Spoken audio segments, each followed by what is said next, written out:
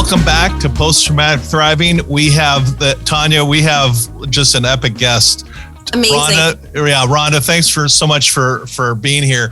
To kind of paraphrase where we've been, it's been a wild ride where Tanya went from Midwest, kind of a dysfunctional family, some ugly stuff going on. And then we talked about the unthinkable, her dad shooting her mom in front of her, this little 14-year-old girl, and then turning the gun on himself. My head's exploding. Mine too. Then we talked about the ugliness of the drinking and, masking the pain. And prison, all the fun stuff. All of it. Yeah. All of it. So, but, again, we're talking about trauma, right? Yeah. So it's tough conversations. Rhonda. Yeah. So before we get to all the fun stuff, we're talking about Oprah and books and TV shows, and we'll get there. But because we know your background, it's astounding. But this episode is titled "Survive," the survival stage. You mentioned that chart with the gold stars. There it is. It is. Rhonda, tell us about that. Tell us all about that story there. And you framed it. Well, I framed it when I found it. So this is the funny thing. I did not know I still had this. So the story is that at my third suicide attempt, I was, put in a psychiatric ward for 3 days, about to be evaluated. Did I have issues? They deemed me not crazy, sent me home to my studio apartment, living by myself. By this time I was living in Los Angeles. This was not a good idea, going alone at home. Didn't really have any friends. And realized that no matter how much I'd worked on myself, I still had the feeling that there was something wrong with me. And so when I got home that day, I said to myself, I have to start over. And I said, what do people do when they start over? What do kindergartners do? And kindergartners use gold stars and a calendar. So I went and got a gold stars and a calendar, and I started keeping track of every single good thing I did. And I'm talking little things, like I'll read a couple. Hurt, but didn't get angry. I can't believe, think about it. I was pleasant at work. And I use the word pleasant. I was pleasant at work. I gave myself a gold star. I wrote, I am okay. And I wrote a gold star. I didn't act impulsively. I called for support. So every time I did something, I cleaned the house. I gave myself a gold star. So everything I did, and at the end of the 30 days, I did this for 30 days, as you can see, I had gold stars, and I knew I was worth saving. Yeah. So that's really was the beginning of my decision to save myself, to really save myself, which led me to really start looking at my alcoholism, because I'd had 3 DUIs, and my third DUI, you had to go through a year-long program. You had to meet with an alcohol counselor. You had to go through a year-long program. And of course, I was like, why do I need this? Well, it was probably the best thing that ever happened, because an alcohol counselor gave me a book called Father Loss. And it was the first time I'd ever read a book about father loss. And there was a whole chapter on what happens and how it feels for your father to commit suicide. Mm-hmm. And when I read that chapter, I was like, because again, remember, I'm just going through the state. I'm just da-da-da-da-da. Yes, I'm screwed up. Da-da-da-da-da. Like, I'm not actually going, you mean I'm screwed up because my father killed my mother in front of me when I was 14? Like, I wasn't, it was still too, I still was pushing it away, right? But when I was willing to look at my drinking, I did another. So now I'm going to tell you my other 30-day thing I did. So this is my 30 days of giving myself gold stars. Uh-huh. And then the next 30 days thing I did, which is of course not right after, but a few years later, is my friend who told me, well, you come from an abusive family. Thank you, Bill. He also is the one that said, well, you're an alcoholic. And I'm like, what are you talking about? I don't drink during the day. I don't get sloppy drunk. What are you talking about? Thank you, Bill. We love Bill. No, seriously, Bill saved my life. And so Randy, do you know who Bill is? Well, we're talking about Alcoholics Anonymous, right? Yes, but I'm talking about actual Bill. Like there was a real friend of mine named Bill. Oh, okay. Yep. My friend Bill, my actual friend Bill, he was a bartender where I cocktail waitressed. And he's the one that told me I was abused. I'll never forget it. I was like, what are you talking about? And then he's the one that said, you're an alcoholic. And I'm like, what are you talking about? And so basically when he put that idea in my head, and I remember, this is how he said it, by the way. I was in Los Angeles by this point. I was trying to be an actress. And he said to me, he goes, Rhonda, I can't believe how well he did it. He was like, Rhonda, it's going to be such a bummer. And I go, what? What's going to be a bummer? Oh, it's going to be such a bummer. I go, what? What's going to be a bummer? He goes, well, you're really talented. Because he was in the same acting school I was in. Because you're really talented. He goes, you're going to become famous. There's no doubt about it that you're going to become famous. But alcohol is a progressive disease. So by the time you reach your fame, you're going to lose everything. Mm-hmm. And I remember looking at him going, what do you mean I'm going to lose everything? He goes, oh yeah. He goes, you're going to make it. You're going to be famous, but then you're going to lose everything because of your alcoholism. And I was shell shocked. I was like, what? I'm going to lose everything? He's like, oh yeah, you are going to lose it because it's only going to get worse. Alcohol is progressive. So I basically said to him and to me that I'm going to prove I'm not an alcoholic. I'm going to show you I am not an alcoholic. I'm not an alcoholic. I'm going to show it to you. So I said for 30 days, I'm going to only have one drink. Now notice I didn't say no drinks. I said one drink. One drink. And if I can have one drink a day, then I am not an alcoholic. Okay? Or on Friday. I'm not gonna, I can prove to myself that I'm not an alcoholic if I can have one drink a day. So I could have one drink a day. That was easy. The challenge was all day long, all I thought about was when I was going to drink. So if I have it at lunch, I can't have it at happy hour. If I have it at happy hour, I can't have it at dinner. If I have it at dinner, I can't have it after dinner. If at after dinner, then I can't have it before I go to bed. Like, what am I going to? I spent the entire day trying to figure out when I could maximize the one drink. I did this for 30 days. And I remember at the end of 30 days calling him and saying, I'm an alcoholic. Yeah. It wasn't that I couldn't have one drink. It was that I had to figure out how to best consume my alcohol. Like my whole mind was set on that. So I called him on a Wednesday and I said, pick me up tomorrow. I'm ready to go to a meeting. Mm-hmm. And that 30 days really showed me how my addiction played out, how, obsessive I was, et cetera, et cetera. It was really, truly transformational. And so then I got sober. And when I got sober, everything changes when you're not down in it with alcohol. It's like everything's out. So I got sober, just quick story. I got sober in May. I was I didn't have a car at the time. How old were you? I was 28, 27. Sorry to age you. I was 27. All right, so I was 27. So I'd only been drinking for 10 years. Mm-hmm. And because I started drinking when I was like 17. And because I started college when I was 17. And so I quit drinking when I'm in May. I don't have a car at this time. I am riding a bike all over Los Angeles. And if you're from LA, you know how difficult that is because I was in a bad car accident. And so I didn't have a car. And I didn't have the money to buy a car. So I would ride my bike everywhere. So I was riding my bike and got hit by a car. Then I got sober. My boyfriend broke up with me. So in a 30-day period, wow. I went to my first meeting. I was in a car accident. By the way, I got hit by this car. I couldn't work for 30 days. I couldn't eat. I could only drink soup. I didn't have any friends. I had to talk about needing help. I had to call the restaurant I worked at and ask somebody to please bring me the soup of the day so I could eat something. Oh my God. And so those 30 days, I could not work. I had no money. My boyfriend broke up with me. If there was ever a time I wanted to drink, that was the time, right? And so I remember being in bed. I want to drink just hearing about this. Yeah, and mind you, and also, now remember, I was an actress, and getting hit by that car when I was on my bike, I hit my face. So my face was completely stitched up. My teeth had gone through my mouth. It was like my whole face was scarred. Okay. And I remember the doctor saying to me, you're going to need plastic surgery, which I didn't, which is another whole story, but I didn't need plastic surgery eventually. But so I'm in the house, can't go out, stitches on my face, can't eat, don't have teeth, have to call for help to get soup brought over because I can't even go out of the house.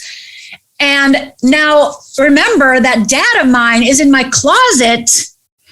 And now I don't have a boyfriend to sleep with. I don't have alcohol to numb myself with. And now all I got is a damn light. And I remember I was so frustrated, just so like beside myself one night. My dad's in my damn closet. And I just started going, Dad, just why are you here? Just go. Why? Why? Just leave me. Why do you haunt me every night? Just leave me alone. Go. And I was so upset. I was just like so upset. And a thought went through my mind. It's a weird thought to have, but it's the thought that went through my mind. If you can't beat him, join him is the thought that went through my mind. Mm-hmm. And so I said, okay. I said, Dad, come on over. Dad, come over.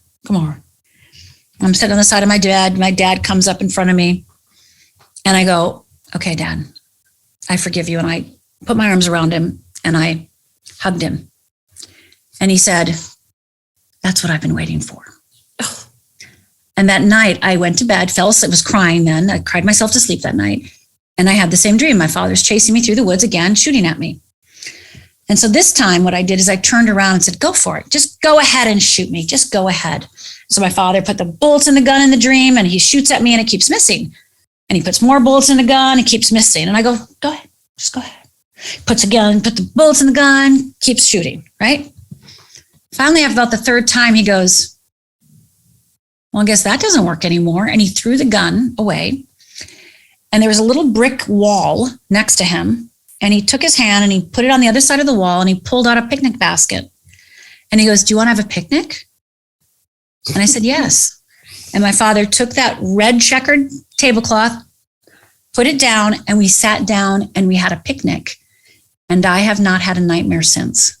The power of, you got my tear. I'm tearing. That's the power of forgiveness. And the power of forgiveness. It's just, there's power in it. Yes. And it's sharing our stories, your story, my story, everybody else's story. Mm-hmm. Wow. No, because people don't understand, like, how can you forgive somebody who inflicted harm or, like committed murder? Like, how can you forgive those people? I'm like, I don't know. All I knew is that I wanted what my mom had, and that was peace. Oh. She had that. Yeah. And that I wasn't done with forgiveness. That was just the big forgiveness. It was the big one. Yeah, it was the big one. And then there was another big one, which I'll share in just a minute. But that was the beginning of me having a little level of peace, right? I quit drinking so now I'm sober like 30 days at this point. The anniversary of my parents' death is right around the corner. And now I'm single, sober, forgiving, and I'm not having nightmares anymore. So it was like that just not having nightmares every night just changed me. Now, mind you, I still had a lot of trauma, PTSD. Like when I would drive at night, I always thought people were shooting at me, always for years. And I had to go through a whole process of my own, training myself not to do that, not to see that, and be able to drive at night, be able to, be in a dark place without thinking somebody's going to come out and kill me. Because that's how it always felt. I mean, even when I got engaged years later, the minute I got engaged, I literally got engaged on a Sunday, and a Monday I was in the hospital. And they never knew what was wrong with me, because literally for me, even though I prayed, all I did was want to get married, right? Actually getting engaged was like, I'm going to die now. He's going to kill me. I'm going to die. And so I literally was in the hospital for 10 days. They never found out what was wrong with me. At 105-degree temperature, I was delirious for 5 days. 10 days. Wow. Yeah. So here I am, sober, forgiving, and now I'm ready to get to work. Right. Okay, wait a second. You've been at work. No, you're right. Ready to get to work. Thank you. You've been at work. Thank you. I really appreciate that. And I think, I now was doing it from a sober place, right? Like, because getting sober, that's one thing. You think like, oh, I'm sober now, I'm fine. Well, really, it takes 2 years for you to go through basically the whole detox process, right? So I remember that first year going, doing meetings and reading books. Living Sober is the best book. And I remember reading Living Sober and going, I have it. God, I do that. I do that. I do that. I do that. I do that. I do that. Right. And so now I had the space, I had I wasn't, drinking, that I could actually think about these things. Right. Yeah. So, so now it was really 2 years when it took me 2 years. And then I started going to Course in Miracles. I still couldn't say the word God. People could say God, and I would just change it to light. So I started going to Course in Miracles with Marianne Williamson. And every time she'd say God, I'd say light, or I'd say universe, source, something, but just not the word God. It works for you. Yay. Worked for me. Whatever works for you. That's the power of the program, where it's like, hey, your higher power, whatever that is, right? It's like, whatever that is, whomever that is, it's like, just gravitate to that and make it work. And when you're talking about meetings, you're talking about Alcoholics Anonymous. Do I have that right? Okay. Yes. Just want to make sure we know that. And I was also going to, Course in Miracles twice a week, and, really accelerating all that stuff, going to self-help classes and groups, going to more workshops, but now I'm doing them sober, so now I'm, starting to even get more involved in personal development and self-help, listening to tapes. Like, one of the things that I did for myself, I tell my clients this, when they're like, oh, it's not happening as fast as I want. I go, really? I go, let me tell you something I did. Okay. I was, reading these books and listening to Course in Miracles, going to Course in Miracles. I said, one day I got my cassette tape recorder and I recorded my voice reading out of all my favorite books. Okay. And made that cassette. And that is the only thing I listened to for 2 years. No music, no radio. Every time I went in the car, I used to carry a cassette recorder around with me. I listened to my own voice telling me what I wanted to believe, what I wanted to know about myself, what I wanted to be true. And I said, so when any of my clients ever are like, oh, I go, all right, so go ahead, record, do what I did for 2 years. Don't listen to a damn thing but your own voice telling you a new way of being. That was a critical thing. So I was very proactive now at this point. I was working more as an actress. I was, like I said, going to Course in Miracles. I was definitely more like, I now want to figure out, I don't want to just survive, right? I'm surviving. but I don't have nightmares anymore. I'm not drinking. And I really want to figure this out because I really want to thrive. Sure. And we're going to get there because you do. We're going to get there in a minute. Yep. Affirmations. Nope, not affirmations. Poo-poo to affirmations. Poo-poo. But you mentioned, go ahead, Tanya. No, it's okay. Go. Well, you mentioned a second round of forgiveness. Did I miss that, or did you? No, I haven't shared it yet. Yeah, okay. No, I haven't shared it yet. Is this a good time? Sure. But what Tanya's saying is like listening to my own voice is affirmations, and really what it was is different self-help spiritual books that, meditation books, Eastern Buddhism, etc., all different types. And just everything that inspired me and made my heart open, I recorded that. That's it. Yeah. That's it. And so here I am, I'm doing all this, and the 20th anniversary of my parents are coming up. And so this is the forgiveness of the forgiveness. So the 20th anniversary of their death is coming up. And I'm a big person about anniversary. When is that? It's June 15th. Okay. Oh my God. Nicole and Ron, June 12th. Okay. June, big month.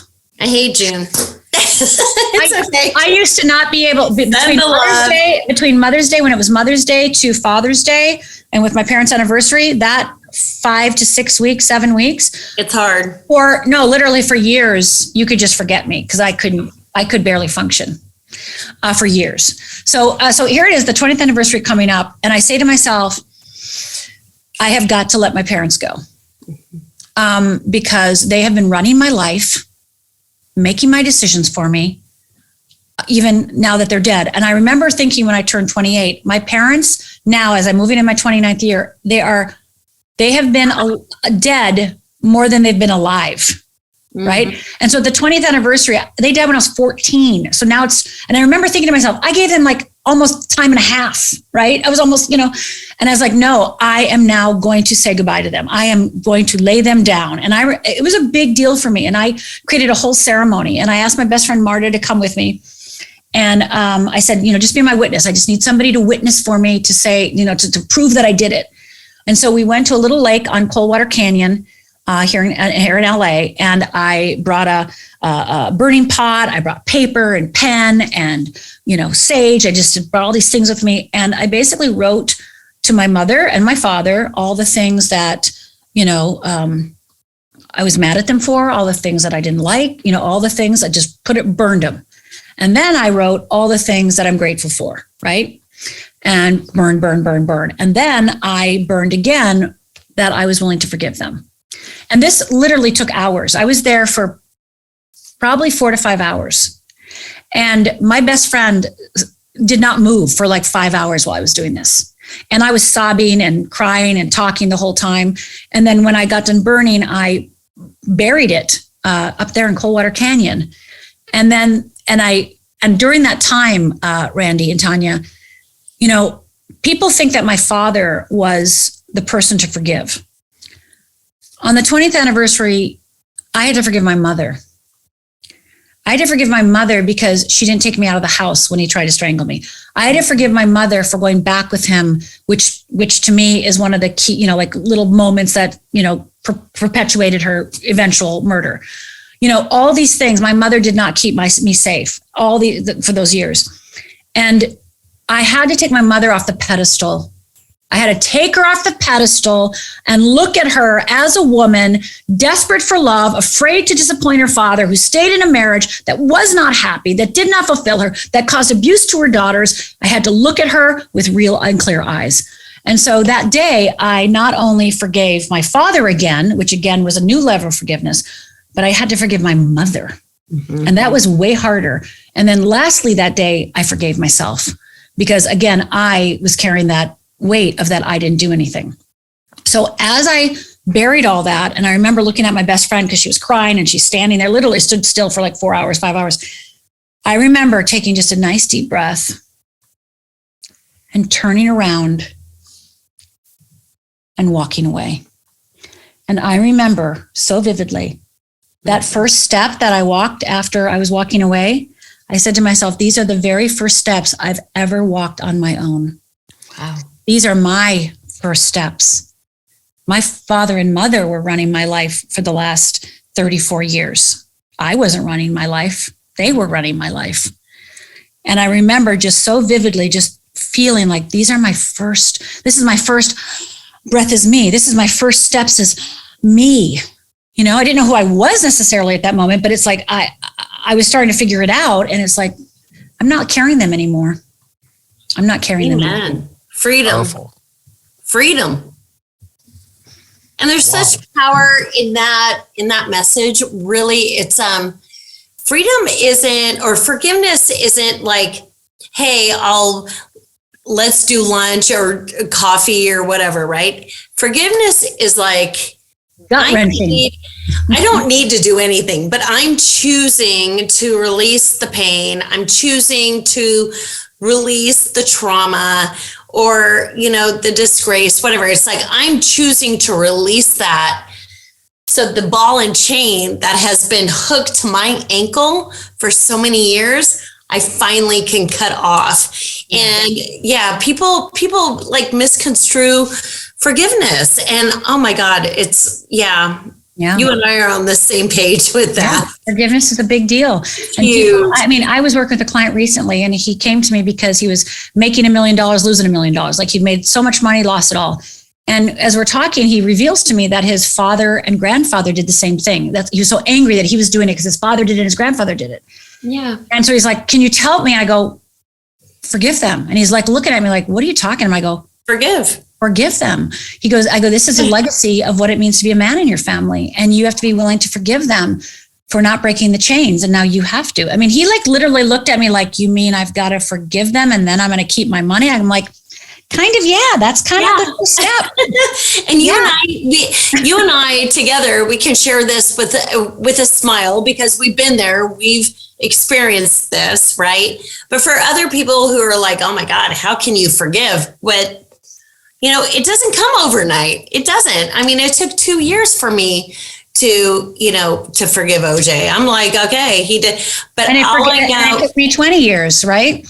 Right. Yeah. It's like, it comes when it comes. again, it's all in his time, right? It's Right. You pray for it, you ask for it. Mhm. But yeah, it's forgiveness is huge, Rhonda. And I think, we live really in a world of haste and greed and envy, and everybody is like so angry at each other. And it's like, God, can we just like live, at peace? My grandmother, my Oma, so I'm German, right? So my Oma always said, my mom told me that at one time she had asked her mom, my Oma, said, what's your religion? We were born and raised Catholic, but my mom, Dita, had asked my Oma saying, what's your religion? And my grandmother said, kindness. Mhm. Kindness. Yeah, that's right. People can hurt us all day long, Right. every day of every year. Mhm. Again, peace, harmony, all of that doesn't come overnight. Right, but it's not even something that you even can think of. You can't even when you're in the trauma, you can't even You can't even think you of can't it. even imagine it, and you can't even. It's almost like you miss it. It's like, well, who can't am I if I don't have conceptualize this it. trauma, right? Yeah. But when you brought up OJ a minute ago, this is and let me know if I get off topic and cut this part if you don't want it in. But when OJ did murder your sister, and my heart obviously. But that's how I know you. Yes, of course I know. So I don't have to sit there and go, I'm so sorry it happened, etc. Because we've already gone through that. But I want you to hear that, and I want everybody else to hear that. When OJ did that, I was actually so, again, misery and horrible and screw him. And on the other side, just like this was his purpose in life, in the sense of he and Nicole are literally bringing domestic violence to the forefront. Exactly. And what an amazing contract to have, soul contract, that they decided, whatever, when they were angels in heaven, that we're going to solve this domestic problem. We're going to bring domestic violence to the forefront. And I think about that. Like I think about my father and me and my mom in heaven, and my parents go, they're not my parents, we're the three angels in the sky, right? We're three angels like hanging out in heaven. And we're like, what are we going to do this time? And my dad goes, hey, I got an idea. He goes, I'm like, okay, what? And he goes, hey, how about you eradicate fear for the world? I'm like, oh, okay, I can eradicate fear. That's awesome. And he goes, yeah, but something bad's going to have happen to you. And I'm like, oh yeah, what's going to have to happen to me? He goes, okay. Because I'll be the bad guy this lifetime. I'll be the bad guy. Right? I'll be the bad guy. I will. Okay, why don't you be the mom? I'll be the dad, and I'll be the bad guy, and I'll kill your mother in front of you. We're like, oh yeah, that'll be good, right? Now we're angels, right? We're like, we don't feel the pain. We're like, oh yeah, good idea. And then we'll bring fear to the forefront. Yay! And so it just took me 20 years to remember that. Yeah. Right? And here you are sharing your experience, right? Now you've got fearless living, right? And the thriving part. We're getting there, Randy. We're getting there. We're getting there. But my head's exploding like popcorn with questions. I know you're quiet. You're very quiet. I'm just fascinated by the conversation. But two questions right off the top of my head. Does the word God does it still trigger you? That's today? In the next one. Unless you do you want me to answer it here? No, I don't. You know what? I think it does go here because this is part of it. Okay. So I was doing Course in Miracles. I actually got married during this time. And during this time, Marianne, her book came out, so she was no longer lecturing. And so me and my husband were looking for a church to go to. And so we found Agape here in Los Angeles. I love Agape. So I am going to Agape, and God, Reverend Michael's like, God, this, God, that, God. And I'm like, again, universe, light, source, But remember, I dedicated my life to be a minister when I was 13 years old, and I loved God ever since I was little. So there's that still part of me that just loves God. But I just was like, yeah, but you're over there. And I mean, I like you and all, but I can't trust you. So I like you. So I decided to take classes at Agape. Now, mind you, everybody's talking about God, but I'm in my head going universe, light, whatever. And I remember driving home one night, and it was raining, good old rain again. Here we are in the rain, driving home from Agape. I lived in the valley, so it's like, 40-minute ride. Driving home, and God is literally relentless. Surrender, come back to me, surrender. And I'm like, no, not coming back, and me and God, literally, he's like literally relentless.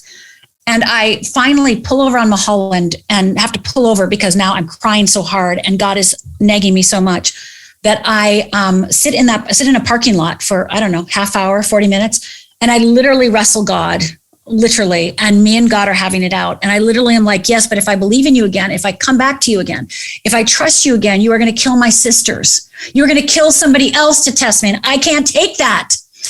And I remember that night getting to a place, as me and God are wrestling, that I can no longer deny him. And if that means everybody dies, they die. Now, logically, you can go, well, yeah, but you knew that wouldn't happen. It's like, no, every cell in my body believed that was going to happen. Mm-hmm. And I remember going home that night going, okay, I've surrendered, right? And I was frightened to wake up the next morning to see who was going to be dead. And it took a while for that to relax. And even today, when I'm going through a challenging time in my life, I will have a nightmare about my niece, Rachel, who's the youngest, most fragile, smallest, petite, little tiny thing. And I will have a dream about her going through some horrible thing, dying or, getting flooded or something. And I know that's me, that part of me, that is the fragile part of me that's so scared, right? So I did, after me and God wrestled it out. And I'm dead serious, like wrestled it out. But then I fully surrendered and went and became a spiritual practitioner at Agape, went into ministerial school there. Did not graduate from ministerial school because Reverend Michael, because by this time I had started Fearless Living, which we'll get to in a minute. And he was like, you don't need to become a minister. You already are. Get out of here. Get out of here. And I'm like, what? Get out of here. I'm like, okay. Michael B is awesome. Yeah. So that's fascinating. Another question I got, Rhonda, is you described this ritual that went for 4 and 5 hours off Mulholland up wherever it was in Coldwater Canyon. Was that something you learned or something you came up with yourself? I think came up with it myself. I'm sure somebody, I'm sure at one time I was in something about sage, or one time I probably heard something about this. But I did that myself. Now remember when I, that third suicide attempt, I started making up my own exercises. Well, that continued. I kept making up exercises for me, just for me. I didn't plan on ever sharing them, right? And, but when I graduated from practitioner training, during that whole time, I was making up exercises for myself. And so that ceremony I made up. So, because I knew that I had to go through something a clear line in the sand for me to say goodbye to my parents and hello to myself. Finite. Oh. Yeah. Oh, wow. Okay. You're amazing. Well, yeah. Anything else before we our next episode's the fun part? I think because all the fun started after I forgave my parents on the 20th anniversary. So I think we can move forward. I think we can. Yeah. All right. Well, let's do it. So post-traumatic thriving, where we learn to dive, survive, or thrive. The choice is yours. All right. We'll see you on the Thrive episode next. Thanks for supporting our podcast. Be sure to like, share, and subscribe, and follow us on your favorite social media. For books, merchandise, or to donate, visit CoreIQ.com. Post-Traumatic Thriving is produced by CoreIQ, a nonprofit with a mission to teach the life skills we all need but are not taught in school. CoreIQ and the Post-Traumatic Thriving podcast are for informational purposes only and do not provide medical or mental health advice. Always consult with your licensed medical and mental health care providers.